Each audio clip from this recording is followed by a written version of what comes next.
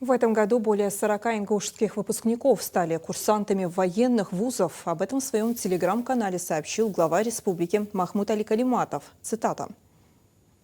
Поступление в военный вуз предоставляет нашей молодежи возможность получить качественное образование, освоить престижную и востребованную профессию, а также внести свой вклад в укрепление обороноспособности страны. В следующем году выпускникам школ и колледжей республики будут доступны 47 военно-учебных заведений, в том числе 42 вуза Министерства обороны России, 4 вуза федеральных органов исполнительной власти и 1 вуз МЧС России. С 1 сентября в Ингушетии уже начался отбор кандидатов для поступления в военно-учебные заведения. Перечень в этом году пополнился еще 4 новыми учреждениями: Нижегородским высшим военно-инженерным командным училищем, Саратовским высшим военным инженерным училищем РХБЗ, Новочеркасским высшим военным командным училищем связи и Воронежским высшим военным училищем радиоэлектроники. Военные комиссариаты муниципальных образований уже приступили к приему документов. Военная подготовка – это настоящая школа жизни,